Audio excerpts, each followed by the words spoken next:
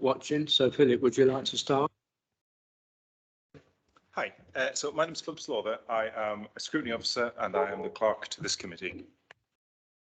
Hi, Councillor Pippa Connor. I chair Adults and Health Scrutiny and I'm vice chair on this committee. Councillor John Bevan, Overview and Scrutiny Committee Chair. Mark White, I chair the Housing and Regeneration Scrutiny Panel. Hi, my name is Michelle Suman-Sappho. Good evening. I chair the Environment, Community and Safety Panel and I'm the councillor for Seven Sisters Ward. Good evening, everyone. It's Makbula Gunes. I'm a councillor in South Tottenham Ward, also the chair of Children and Young People's Panel. Thank you. And I'm Dominic O'Brien. I'm Scrutiny Officer to the panel. And then, so filming at meetings, everyone is aware, any members of the public here, that they could be filmed and the chair can stop the filming at his discretion. A brief summary of the whole filming issue. Any apologies for absence? No, Chair, there are no apologies for absence. Urgent business? We have no items of urgent business. Declarations of interests? Thanks, Chair. I always state that I'm a member of the RCN and my sister's a GP in Tottenham.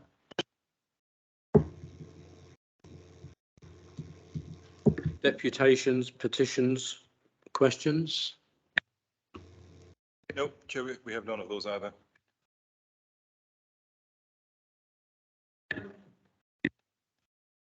just forgot to say that I am a parent governor at 2 schools in Hackney, but not in Haringey. It's good that you declare, just even, even if it's not strictly necessary. Right, so we go on to the minutes, page 1 to 8, to approve the minutes of the meeting on the 17th of March on pages 1 to 8. Yes. So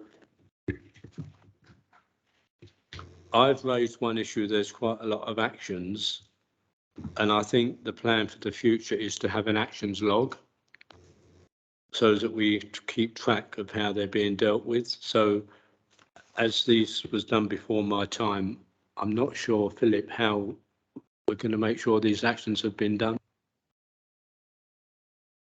Is it helpful if I give you a quick verbal update, Chair? Fine.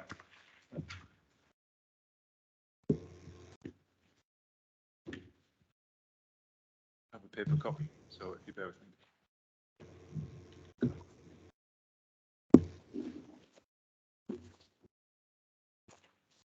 Okay, so I'm going through the previous minutes in the agenda pack. So on page 2 of the pack, there were 3 actions from for the DWP. I provided a response to the committee via email on this back in April. I will recirculate that so that the new members of the committee can see that response. Moving on to page 3, under the Fairness Commission, there was an action around further information about what was being done to push landlords who had not joined the scheme, the licensing scheme, to do so. So what I've got is that the Housing and Regen panel have a report on the landlord licensing scheme, and as part of that, officers provided an update on this point. Obviously, it got slightly confused that it was for the panel, but what I'll do is I'll circulate the report from the housing panel on the landlord licensing scheme to the committee members, and that should provide you with all the information you would like. And then, so moving on page 4, okay, that's just a note. I'll skip past that one. So on page 5 of the agenda pack, there was an action around the new deal for communities and a loan that was given. So an email was provided to members on this, and I will recirculate that for the new members. In essence, I believe that the loan that was given from the NDC to Granger as part of the development agreement, the response was effectively is when that development agreement is wound up, that money is due to be paid back. It hasn't been fully wound up yet, so that money hasn't been transferred. But as that happens, officers expect that to be paid back in full. was the brief response. I believe that's all the substantive actions, unless I've missed any.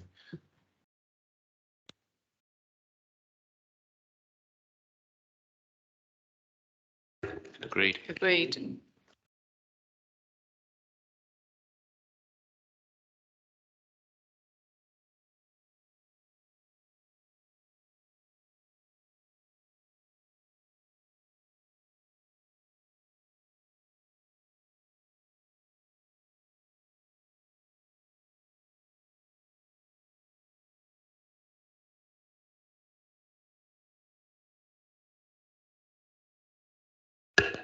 Yeah, I'm slightly confused about the minutes of the 7th of March Housing and Regeneration Scrutiny Panel coming to this meeting. I thought that it's normally the case that they go to the next meeting of the panel and then are approved by the panel, and then following that they come to OSC. But there hasn't been another meeting of the panel since the 7th of March. That is usually what happens. As you say, there hasn't been another meeting.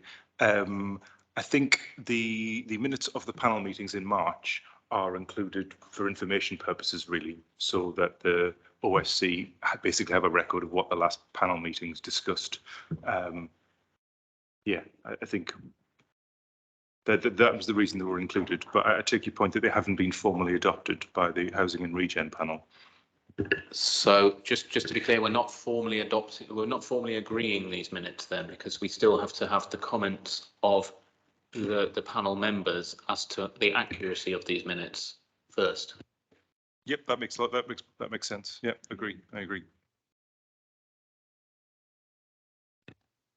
So with that slight change to the recommendation here, are we agreed? Yes. Yep. Thank you. So item 8, membership and terms of reference, pages 43 to 82.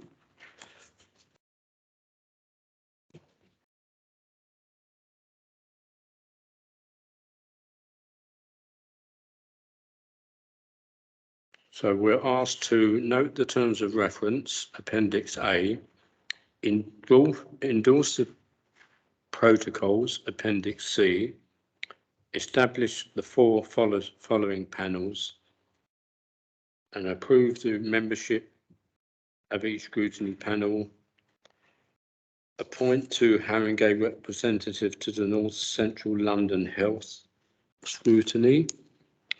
That's the recommendation we're being asked to approve. Sorry, really, I apologise for putting in chair. So really quickly, just to the previous point. So the panel minutes, you have received and noted the minutes from the scrutiny panel. What you haven't been able to do is approve the recommendations. Yes. So we'll bring those back.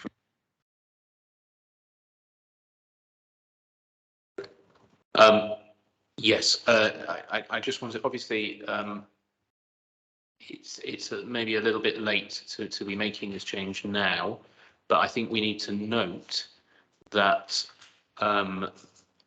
within the last couple of weeks, we've been informed that the existing Housing Regeneration and Planning Department is being renamed Placemaking and Housing, and that already for a year, the Cabinet member with responsibility for the area covered by my panel, or part of the area that's covered by my panel, has no longer had regeneration. So there seems to be a move away from the use of the word regeneration in the council's kind of description of its service provision. So I think we need to note that and think about for the future whether we want to be altering the names of the scrutiny panel to reflect that. So I don't want to propose that we make that change now, because I think that, you know, that might need some preparation, but perhaps that's something that can be done at a later stage, and we can have make some thought about how that could be best done. Well, I think we should do. I think we should do it now. Now I know we can't do it actually now, but would that type of change have to go through full council, or can it be decided by this committee? I think I'd have to go away, and I think the best way forward here is for me to take this away and provide a written response on this. can we formally recommend that following Matt's presentation that the name changes? Like we make a recommendation from this committee for Philip to make investigation and see who is, if it's when it could happen or how it can happen, but we could make a recommendation here now. Yeah, and it's done as soon as possible. Yeah. Yeah. But is that agreed? Is Matt's point agreed? Everybody? Agreed. Yes. Agreed. Thanks. John, sorry. Sorry, one thing, Chair. So on point E, the two Haringey representatives, so that's myself from Adults and Health. It's normally the Chair of Overview and Scrutiny. So I'm just wondering if that's been flagged up with you, that normally you would also attend the JOSC, the Joint Health Overview and Scrutiny, and are you happy that that's? That hasn't, I haven't. You haven't been, hasn't been flagged up? Made aware with that. So. Right.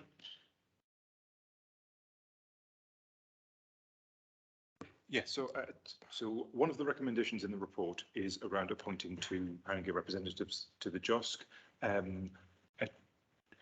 In the past, traditionally, the chair of OSC has done it.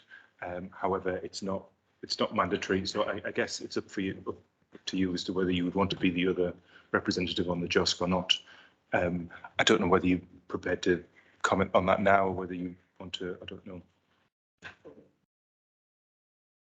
I'll think about that because I need to know exactly what they discuss and whether I've got any expertise in that field or if anyone has more expertise than me.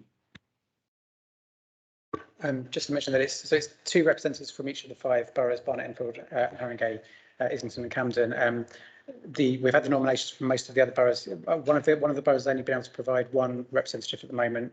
So obviously one option could be that tonight that we adopt one representative and Councillor Connor, and then we go away and consider whether the best second representative would be yourself or somebody else. Right, I think that's a good idea. So basically the recommendations here, subject to what has just been said, A, B, C, D and E. Are they agreed? Agreed? Agreed. Thank you. So item 9, performance update, 83 to 94.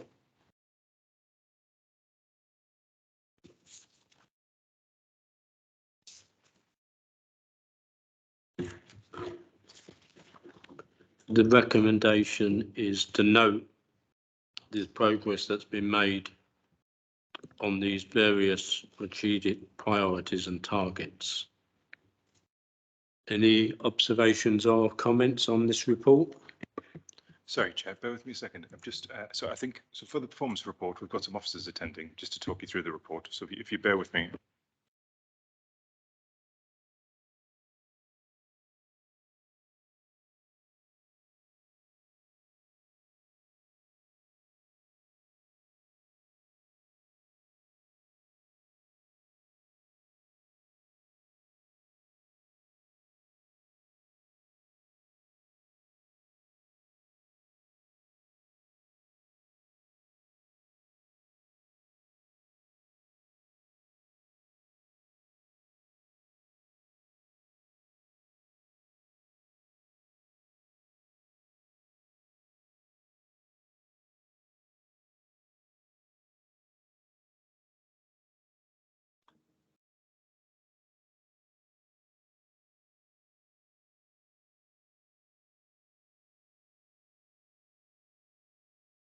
So Margaret, are you ready to report? Margaret, if you could do a summary as well, because we've had the full report, so if you could keep your report to a summary. Yeah, sure. Can you hear me okay, everybody? Yep. Cool. Okay, this is the end of year performance report, and it reports on outcomes as specified in the borough plan.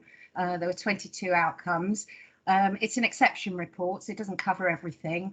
I think Claire was going to introduce it, but I'm happy to take any questions on the report, or if you like, I can go through the report and give you some highlights under each of the priority areas, if that would be helpful. Well, we've all had the report, so if you would keep it to highlights, please. Yep, certainly. So on housing, I think the positive is that we've now physically started work on a range of sites across the borough that will collectively deliver 1,000 new council homes. People, there's been good progress on children and young people against the targets. There's either been positive direction of travel or targets have been met. I should say that normally the thing that accompanies this report is some published performance priority wheels, which are published on the website. But because we're in the process of re-looking at our performance framework and putting a pause on the borough plan, this is just the kind of end of year where we are. So you can see where we are against the targets that were set at the start of the process. There's some really positive work in under people, under stronger communities.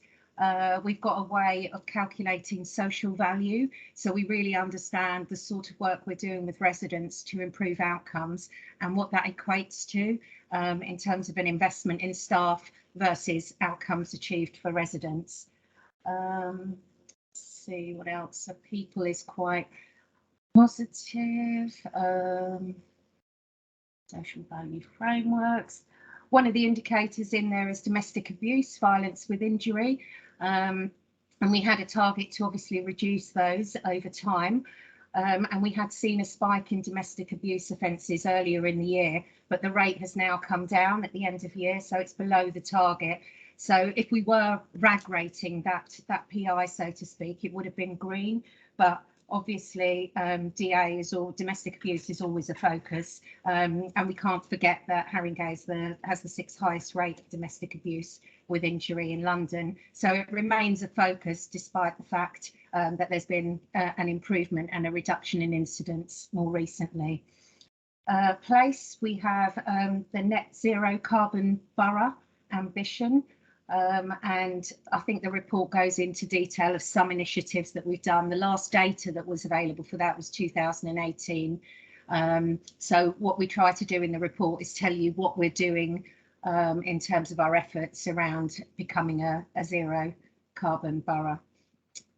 Violence with injury, we've seen a reduction of 15% in violence with injury offences on a 3-year baseline, and a 33% decrease in robberies. And there's lots of work going on with our partners to look at hotspots and how we can work to make sure that those sorts of incidents remain low in the borough. What else do I need to tell you? Economy, we're working around the economy, the Employment and Skills Recovery Action Plan. So this is all about supporting residents in a tough economic climate. Haringey Works, which is our sort of employment service the council operates, registered just over 1,000 residents last year and helped 576 residents into work with job starts. And again, we calculate the social value of the outcomes that have been achieved through Haringey Works, and that equated to over 5 million for last year, which actually means that for every £1,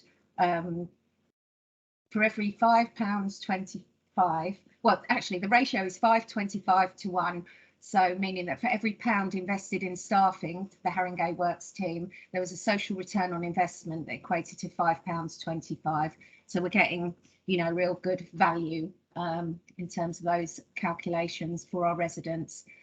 London Living Wage, we are a London Living Wage employer, and we continue to ensure that that's a requirement for all new contracts.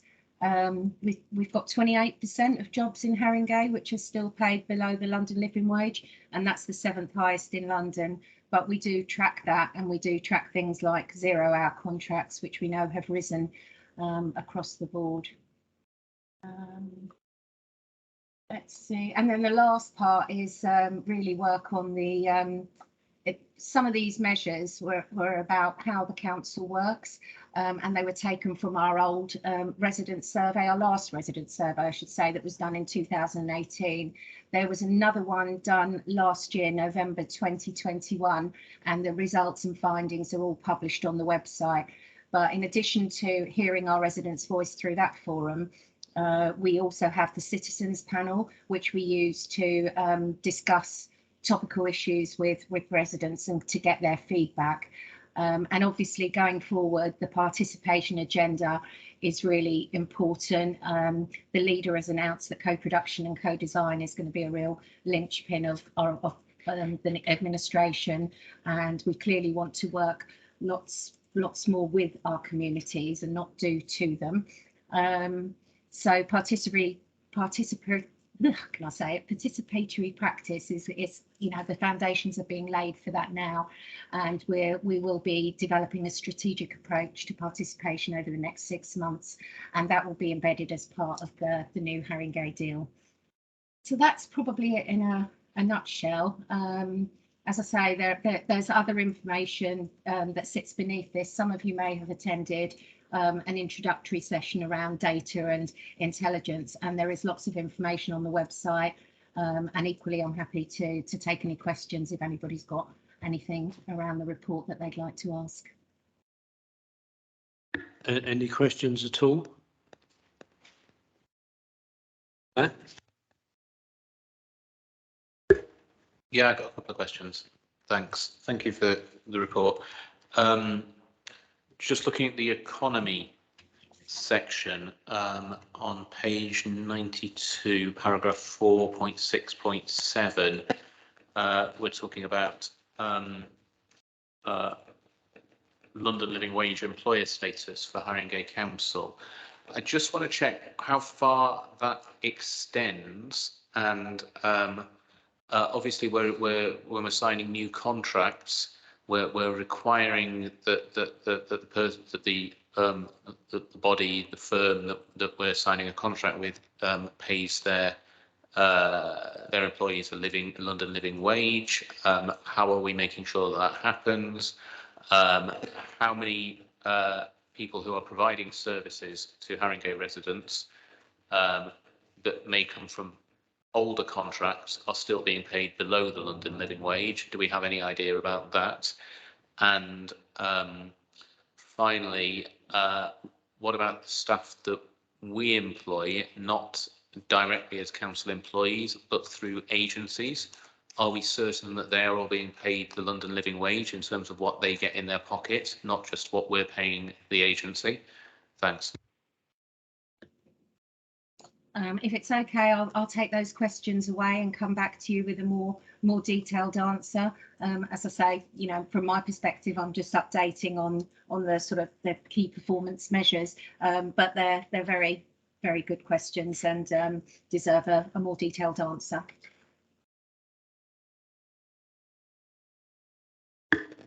Hello, you touched on the aspect of zero contract that are happening within the council, and I would like to know how you're monitoring that and how we are, because we are a provider of the London living wage, how we can encourage other employers or other providers to actually piggyback what we provide, opposed to going to the zero contract hours.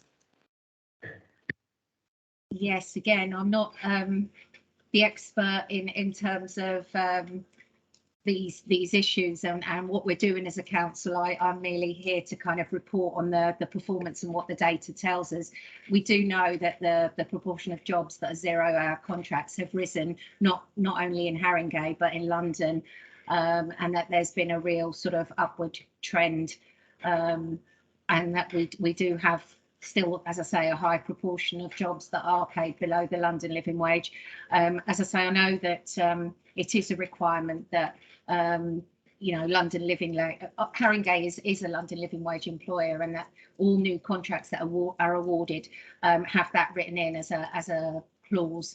But again, if you'd like to pass your more specific questions, how we're monitoring it, it's not something that I would physically monitor, but we would monitor the wider trends across London, and potentially procurement would know the details of new contracts that are coming on board, and how many of those fall within that ring.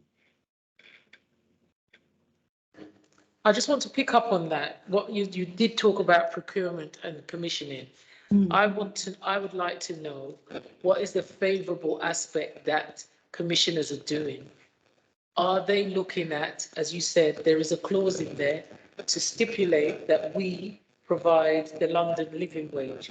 Therefore, if somebody's coming in and they have zero contract, would we commission them first if they're cost effective, or would we be looking at commissioning the services, especially, for example, home care? A lot of the carers are going in, they're on zero contract hours, and we now have in-work poverty where people are working long hours and they can't put food on their tables. So I would like to see that Haringey is actually pioneering and at the forefront of saying we will be specifically trying to commission people that are working in line with our value base, which is paying the London living wage. That's what I'm trying to drill down at. Does that make sense? It does, absolutely. And I think you're absolutely right. And my understanding is that for any sort of commissioning of contracts, that it would be part of the evaluation and it would be a standard. I mean, obviously commissioning and contracts and evaluations, they take into consideration lots of factors, the cost, the benefits, and who's got the offer that is right for the thing that we're commissioning.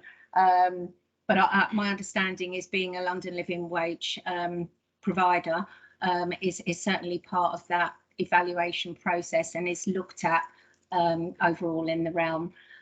Again, I can get procurement to come back in a bit more detail, or maybe commissioning to say how that is factored in and how that's taken account of. But my understanding is that it is taken account of in the evaluation.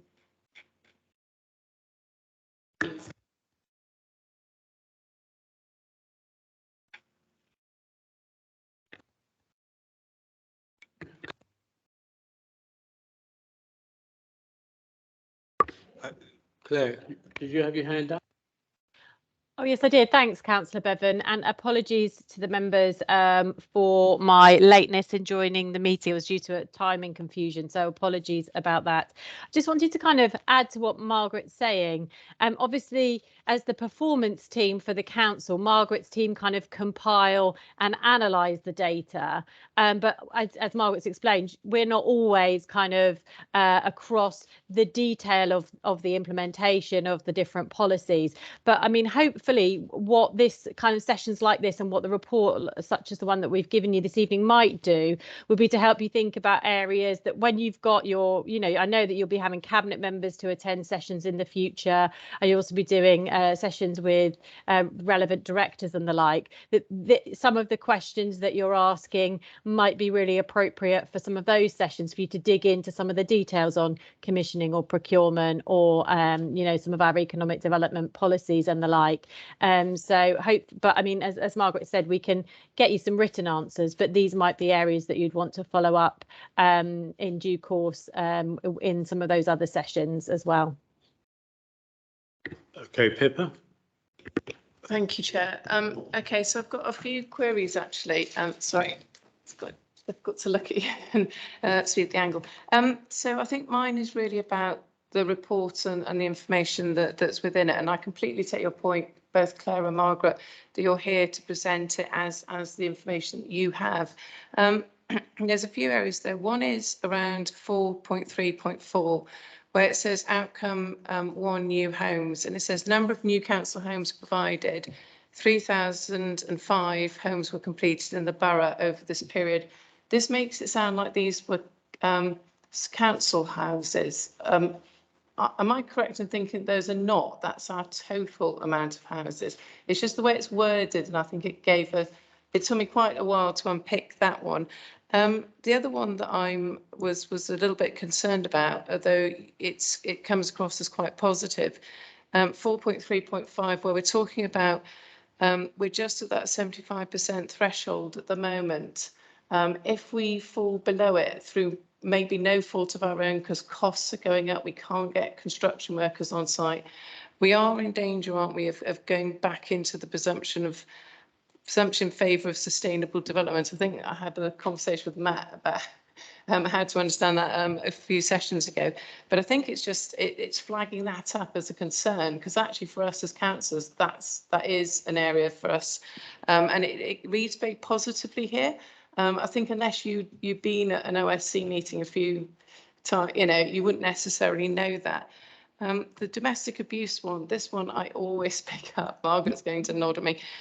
I'm so concerned we rate this as green, because unless it's something that we are really confident about, and I know what you're saying, Margaret, about the numbers, but we're still higher than the London average.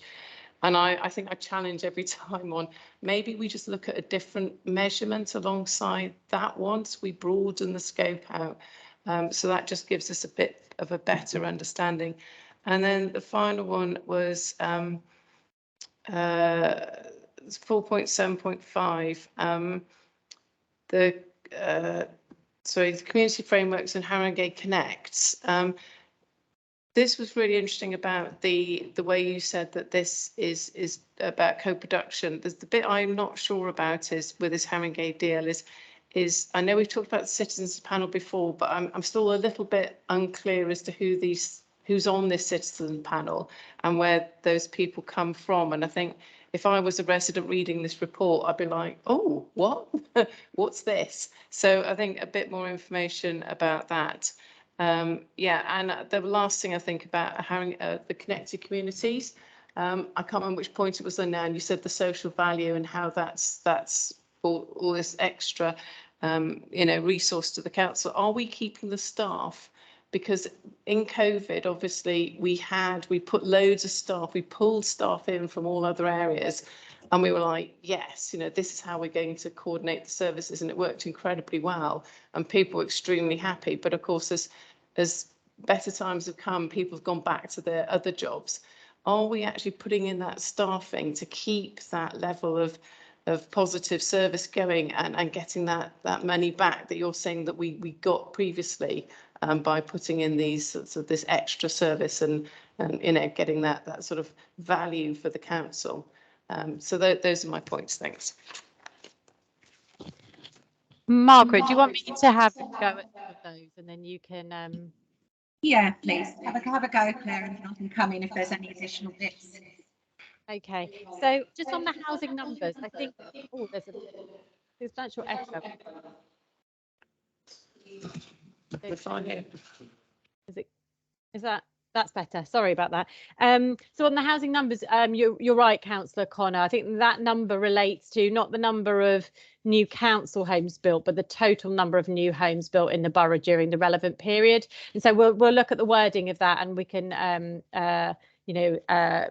make sure that in future that's more clearly or accurately worded, because I think you're absolutely right about that. It relates to the broader number of homes built in the borough generally, which, as you say, is what is kind of considered by government in terms of the housing delivery test, which, as you say, absolutely, it's as described in the report. There's been a positive trajectory on that that is reflected in the report, but you're absolutely right. There are clearly a number of factors going on in the in the economy, in the construction industry. Of course, we're all well aware of the issues around inflation and the like, which absolutely might impact the numbers in regard to this going forward. Again, colleagues in housing, regen and planning, so Councillor Gordon, if she comes to meet with you, and officers will be able to give much more kind of detail and narrative about the impacts that some of that's having, both on our own house building programme, but potentially on the broader market as well. But you're absolutely right to highlight that these things can go down as well as up. Just on domestic abuse, I mean, as you say, Councillor Connor, it is absolutely a fair point, and a point you've made before. I suppose with these kinds of indicators, it's an answer to a specific question, if you like, and as you're rightly saying, it gives a picture. It doesn't necessarily always give a completely comprehensive picture of a particular issue. It's just the a specific metric measuring a specific thing, and then that's what's being reported on. I think it's worth saying that for this and other reasons that we've discussed with the committee before, this, and I don't know if Margaret mentioned this at the beginning, so sorry if I'm repeating something that she said, but that's why this will be the last time that we're looking to report on these metrics in this way, because they were set up in 2018 and 19, which in many ways feels like a lifetime ago, not least because we've had a global pandemic since then, but also of course we've had a set of elections and an administration set on a new manifesto. So we will be looking at the metrics going forward and what more appropriate, up to date kind of management information we can gather and then provide that will give a different picture, and we'll obviously reflect on this measure alongside the others. And then finally, just to say on the citizens panel. So the citizens panel is a group of, I think it's around 17 or 1800 individuals, some of whom were recruited by on-street recruitment at the beginning of the citizens panel process. So literally we had recruiters out on the streets asking people if they would be willing to participate in a citizens panel. And then latterly, because that activity had to cease because of the COVID pandemic, we've been recruiting people online. So essentially they're a group of residents who have said that they are willing to be asked to answer surveys, to potentially attend events, etc., in order for us to garner their views on a range of subjects. Again, because of the pandemic, we've primarily done that so far through the use of surveys, but we are looking at how we can bring a face-to-face element to that engagement work and to the work of the citizens panel going forward, now that conditions allow, and in the context of the broader kind of participation in the Haringey deal work.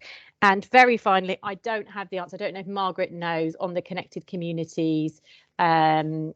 So I don't know if you've got anything to add there, Margaret, or if again we might need to get you an answer from colleagues in the appropriate team.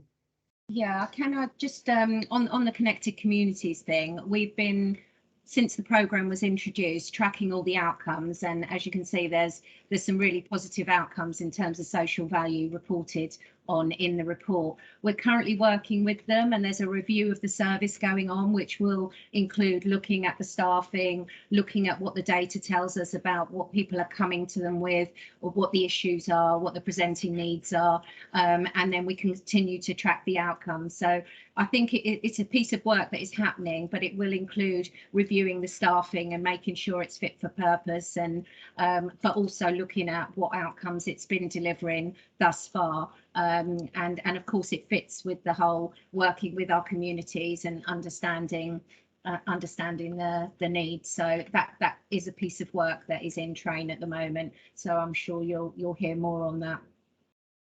Thank you. Thanks, Chair.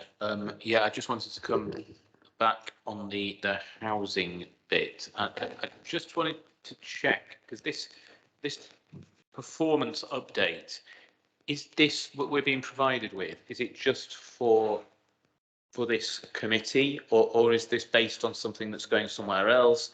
I mean, I know that the proceedings of this committee are public, but is it being published publicly elsewhere? I just because that point that Pippa was asking about, which was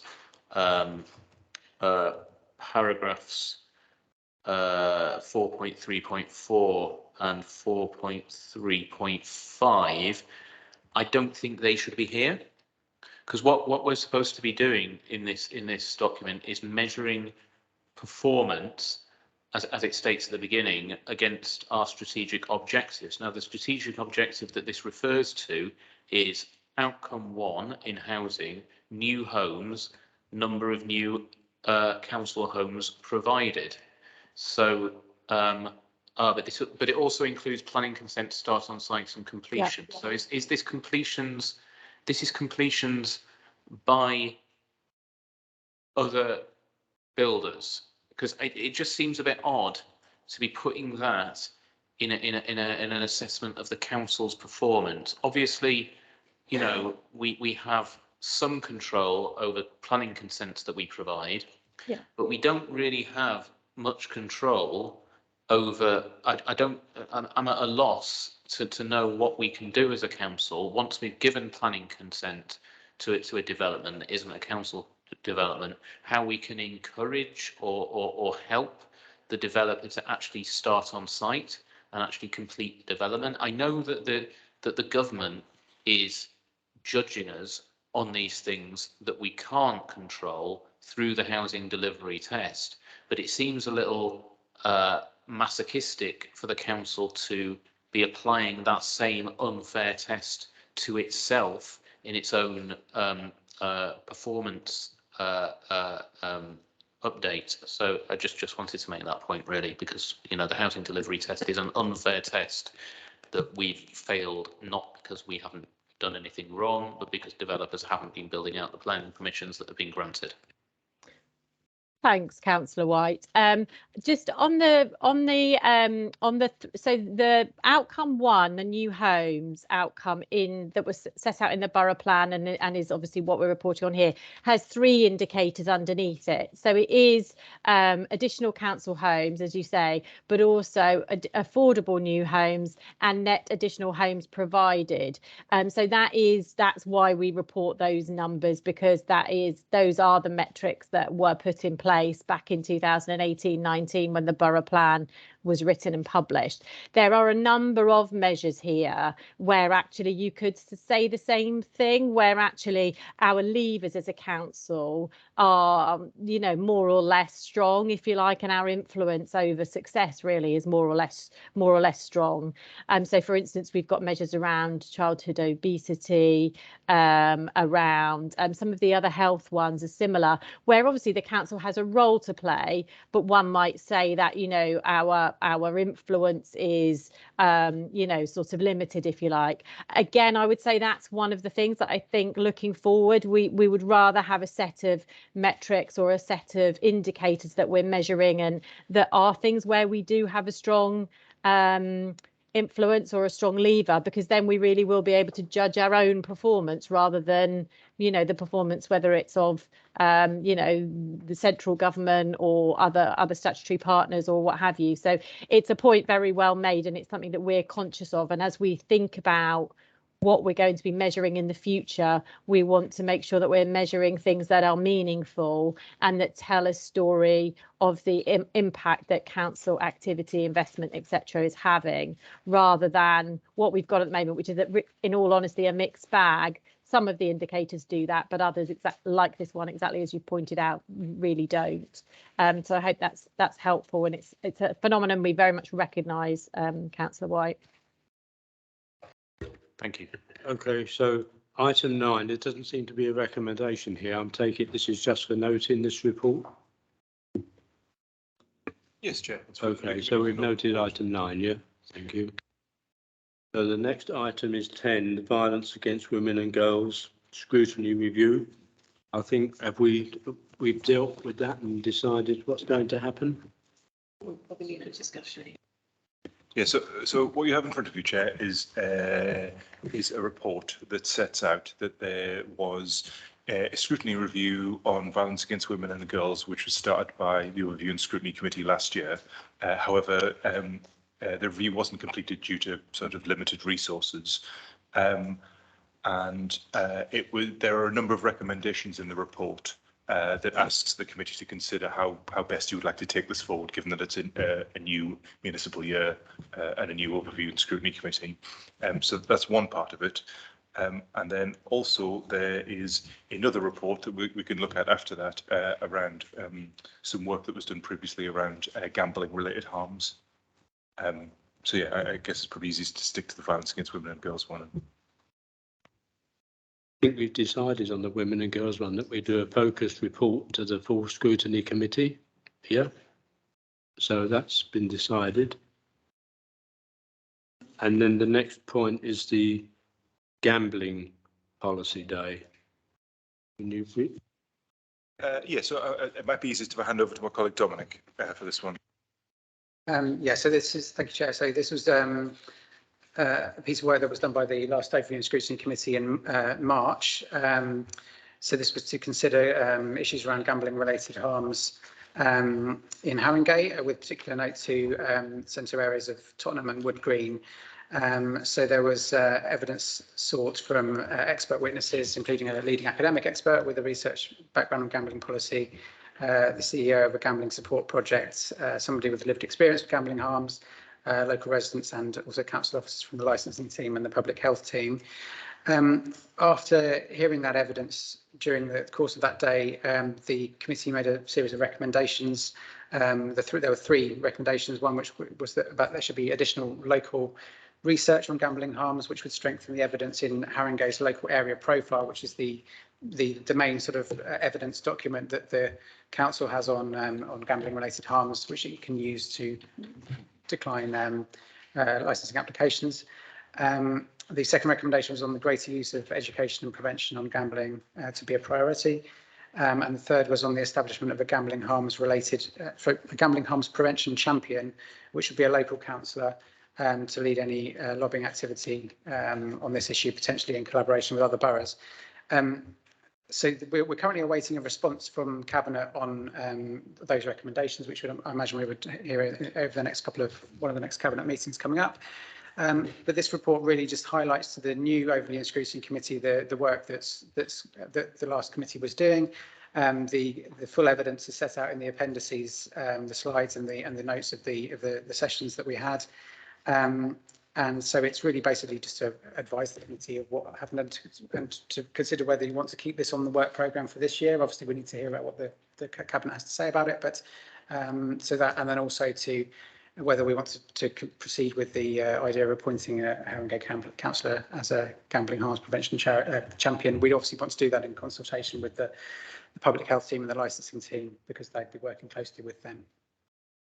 So would this be better to be considered when we get all the submissions from our Scrutiny Cafe of all the items that people would like to be scrutinised? Would it be put in the pot with all those other items and then decided whether it's taken above other things that people want scrutinised? Or yes, I would think so. Yes, you need to consider it along with all the other priorities. But obviously, this is just to make sure that from the very first meeting of the new committee, that you're aware that this is a piece of work that's been ongoing, and you may want to, I think the understanding at the end of that piece of work was that it was something that would be a continuing piece of work that we'd want to monitor in future. But other councils may have some. So yes, Chair. So I think for us as a committee, I think we were really focusing on that funding around getting the research done, because what we understood was it was only by producing this piece of research that we could challenge gambling establishments who are proliferating in certain parts of the borough. And it was the only way we, as a council, could push back on that. So I think we had a great deputation, didn't we, from residents that came to us and really gave quite a powerful testimony as to why we should be concentrating in on this. So I've noted what Dominic said about this has gone to Cabinet. Can I just ask Dominic, are we, because I was under the impression that we had moved a little bit further forward on the two questions around, one around funding and the second around about the university that would be potentially undertaking the research. Have either of those been addressed, or is this still in the stage of this is the recommendation from the Scrutiny Committee and this is what we would like to see? If there's been a further update on that, I've not seen it. I'll get in touch with the public health team and the licensing team to establish where they are on that, and I can provide an update by email to everybody. Yeah, just to say, just to agree and stress what Pippa just said. The research on the harms caused by gambling in this borough is absolutely key. We had residents coming to us. I know as ward councillors in Tottenham, I know ward councillors in Wood Green get the same thing. They get residents coming to them regularly saying, this is disgusting. How can the council permit all these gambling establishments to open? And the answer is, of course, that the law requires the licensing committee to permit gambling, the aim to permit gambling. We are required in our gambling policy to have as one of our aims the aim to permit gambling. So we can challenge the government to change that. I don't know how likely that is, but if we are going to win on in the sense of getting the licensing committee in its quasi-judicial role to refuse the application of gambling establishments to open, then we need proper evidence to support the harm that gambling produces. So it's really, really important that we get this evidence properly put together, properly formulated, and properly published. So I really, really hope that we're going to push for that to happen. Thanks. Okay, so I think you've just said, Matt, what I said, that this will be considered when we get all the other things that people want scrutinised, and obviously we think it's quite important, but we will make that decision then when we get all the other.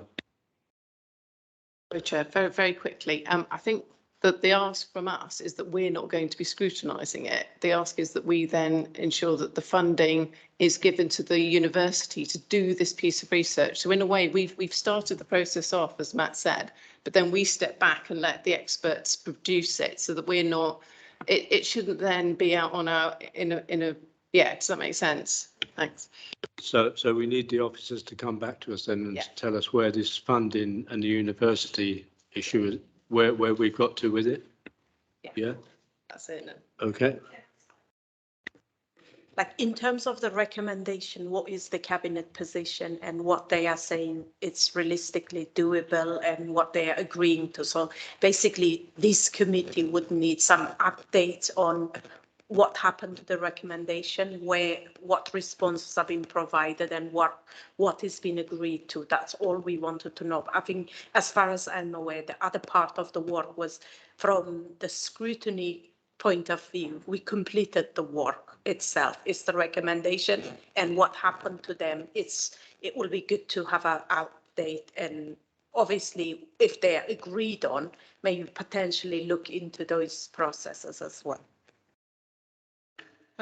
It's very brief. The officer, I just want to ask, and maybe the people that were there in the last panel, was the researchers going to do research specific to Haringey? Yes. Okay, because I have seen many a panorama program. It's awash with how gambling has sprouted up, also virtually as well as in shops, and the detriment it has to people's lives. So I wanted to know what value are we going to get unless it's specific to Haringey. Yeah. Okay, thank you. Okay, so the officers will update us on those issues, yeah? Okay, so that report is noted then, yes? And the next report is item 11, overview and scrutiny committee. Chair, there were some recommendations here that we haven't considered.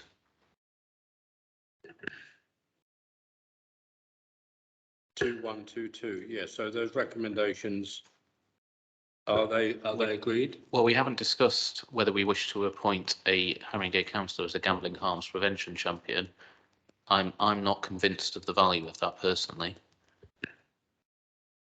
I really want us to focus on getting this research done and getting the evidence together. I don't think giving someone a title and you know, giving another councillor a role to lobby the government is really gonna help. I don't think we should waste our time with that, to be honest.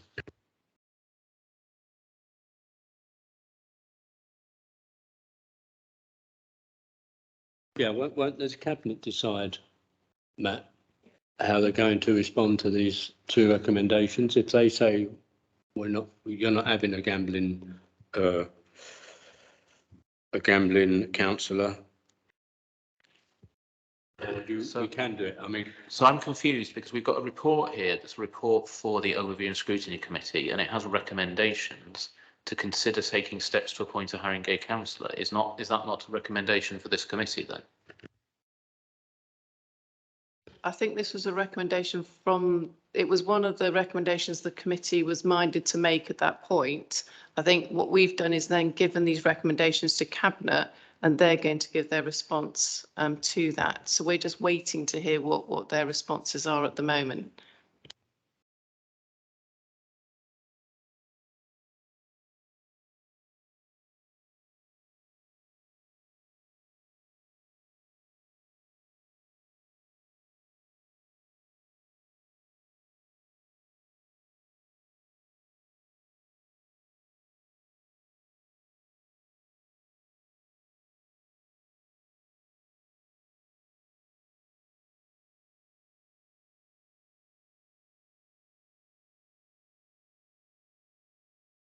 Finalised work programme will be take into account the recommendations from the Scrutiny Cafe, which we hold, which is planned for later on in the year. So that is obviously to happen. And the overall approach outlined at section 3 for developing the work programme, which obviously includes the Scrutiny Cafe. Are you happy with that? Yeah, yes, I think we've got one, haven't we got one further meeting before the Scrutiny Cafe in July? So we were just, I think, I think we had suggestions from the previous Overview and Scrutiny Committee as to what should be on the agenda for that. I'm trying to find it on here now. We had, I've got fire safety and an update from the Fairness Commission, but we only just had that in March, didn't we? And that's all I've got as a list from. Have we got any other recommendations from the previous Overview and Scrutiny Committee for July? So if we just take a step back for a minute. So so the first recommendation where it sets out the work planning process around there is a proposal to have a Scrutiny Cafe event, which you've touched on. And I guess the first thing I would just like, so we provisionally put it in for Friday the 9th of September. So I guess that would be helpful just to float that to members and just to make sure you're happy with that with a date. And then we were looking perhaps at holding it in the Cypriot Centre over the road, whether you thought that was a suitable venue, whether you had any comments on that. Well, I did suggest, and I'm not sure what your opinions would be, I did suggest the Haringey Sixth Form College in Tottenham.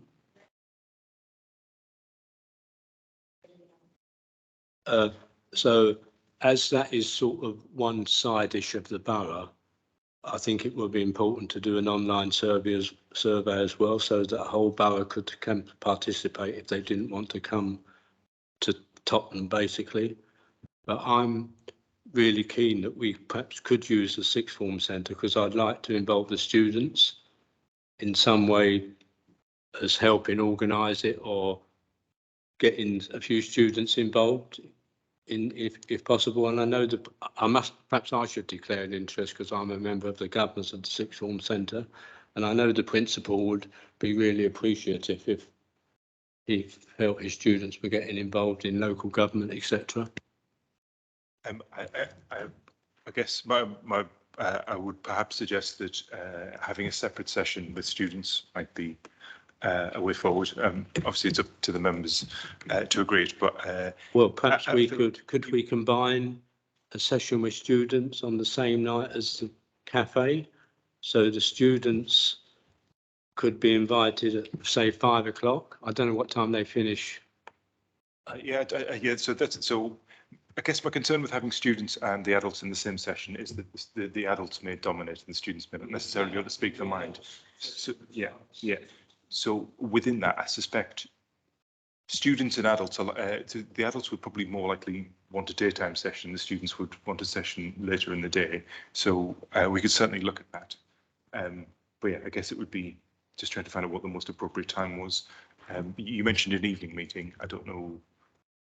I suspect people may be more inclined to attend from the public if it was during the day rather than in the evening with like childcare issues and stuff. But I think we could probably discuss that, the ins and outs of that. So I guess that's worth giving some thought. But certainly, if you want to try and look at having separate sessions, we can do that, and then we can look at whether it would be feasible or not to have it on the same day. Yeah, I'm sure the principal can advise us what time the students leave, or if they want to do it midday, or if you're all happy with that suggestion. Nice. Sixth form, as somebody that teaches, they have different times during the day. So it's not a direct school from 9 to 3:30. Some of them finish at 12 midday. Some might finish at 5. Some might just have 2 lessons in the day. Some might have no lessons during the day. But it's look at who are your target audience? What are you looking for? You want people to be, it might be worthwhile to have contact with the students' union first to see how many, and then we have to anticipate how many people will attend and what is the agenda for them when they attend. Are they coming as observers? Are they coming as contributors? So there's all those different things. So I would suggest that the first link, I'm all for getting people, young people involved in it and having a political voice and trying to encourage that. And I think maybe the first point of call will not only be the principal, but also the students' union and the other grassroots movements that are within the sixth form centre. They can have a representative to come and, you know, get involved locally. Yeah, we need to do a bit of research on it. I mean, they do have a students, I don't think it's called, they have a students group or parliament, or we could just invite them, but, or we could extend it out to all the students. And it's a good idea to get people that age who wouldn't really participate. We could just ask them, what are the biggest problems in Tottenham, or what's the biggest issue you'd like us to look at? And then we combine it with all the other suggestions, you know. From memory, the previous Scrutiny Cafe invited lots of community organisation, local community organisation. Alongside those, I think they could be, and there were like separate tables for each area or each different group providing different services. So there could be a table for young people and students, like specifically within the sort of, yeah, and then their views will be equally like valuable, and yeah, it would be really good to hear from accommodated within the same kind of setting, I think, if it's planned. Yeah, so I just wanted some clarification. So the idea is that this Scrutiny Cafe is going to be the starting point for setting up the work plan, not just for the overarching committee, but for the panels as well. And when is that Scrutiny Cafe planned for? The 9th of September.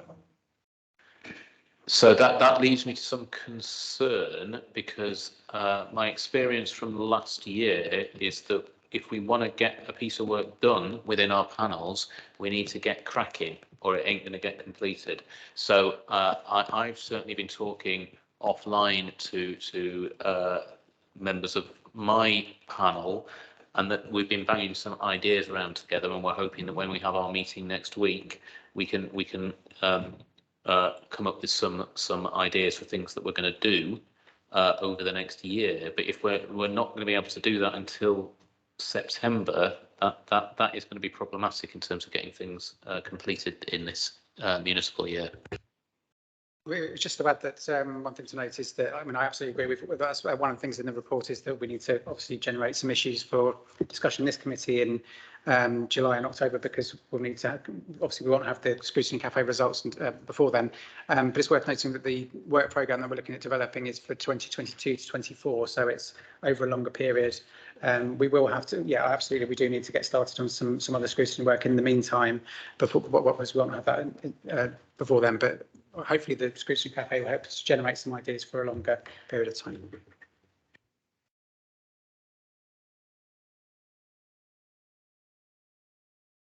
Before I agree them, then, I just to confirm that this doesn't preclude prior to the Scrutiny Cafe deciding to do a piece of work and in the panel, we can do that, and that won't be stopped. Yes, absolutely. Okay, So that's fine. This doesn't preclude you from the panel having. You will have a panel meeting in this month and in September. So there'll be 2 panel meetings before the Scrutiny Cafe process is completed. It is entirely within your purview to get underway with work, with the caveat that we are going to go through a Scrutiny Cafe process to try and sort of involve the wider community in that. But yes, absolutely. So just on that point, can I check if there was a reason why we're not holding it in July? I think the organisation pulling this together, I think by July. I don't think. I think in order to do it well and do it properly, I'm not sure we'll be able to get this done by July.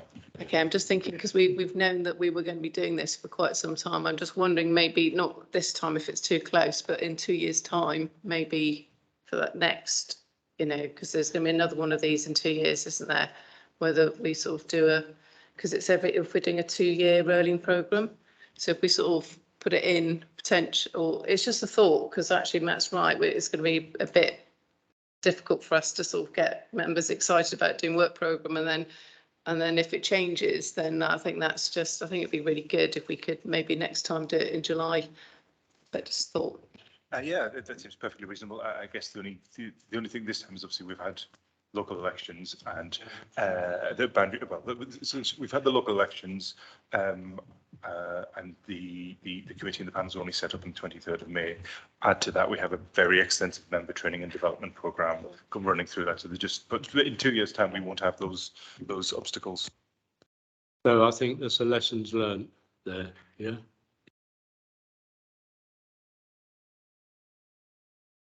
Urgent business. Sorry, Chair. We're quite finished.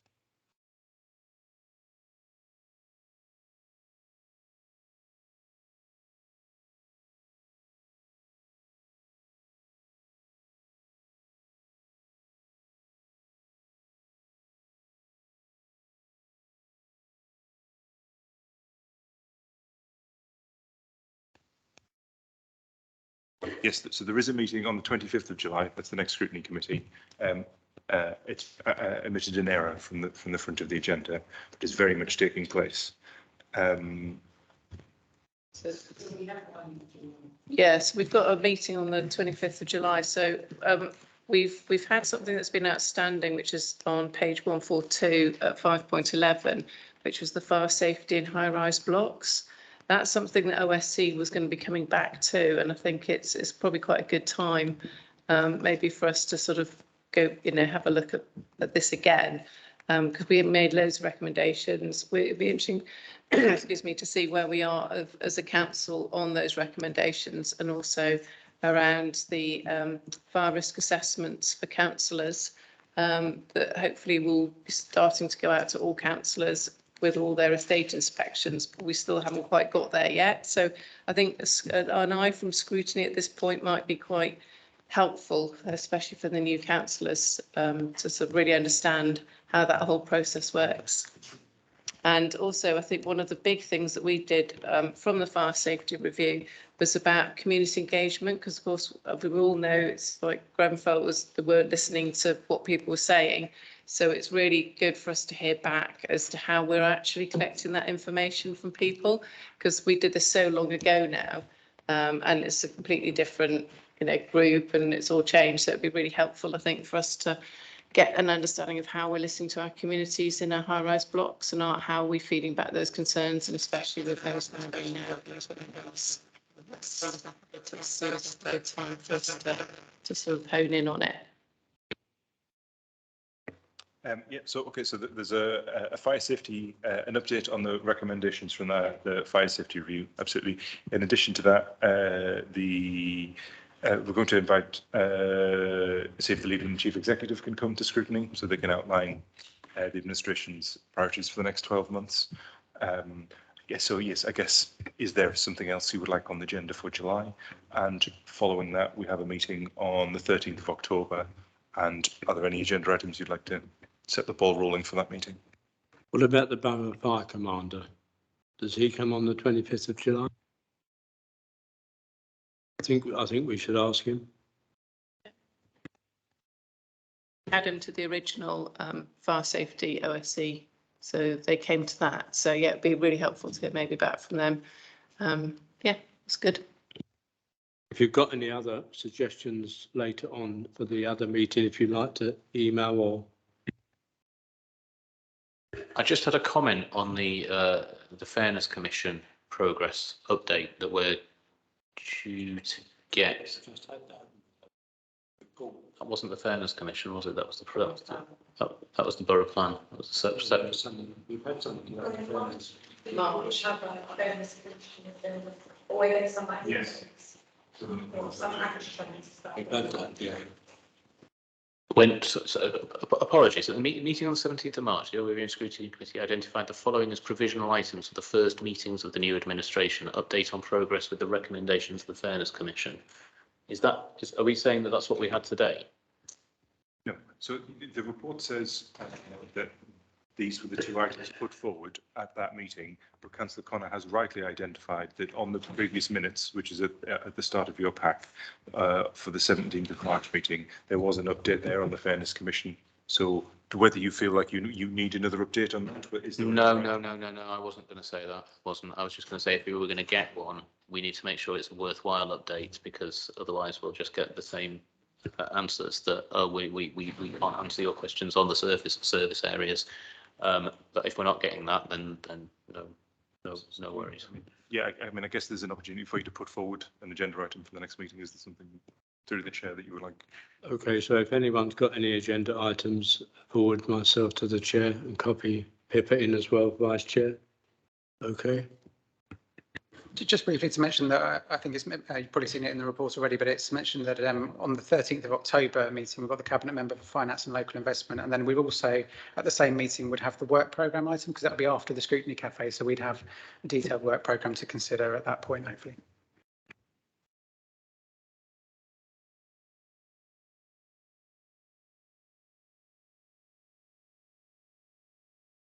No items of urgent business. Future meetings, add on the 25th of July, because it's been left off the dates here. So make sure you've got that in your diary.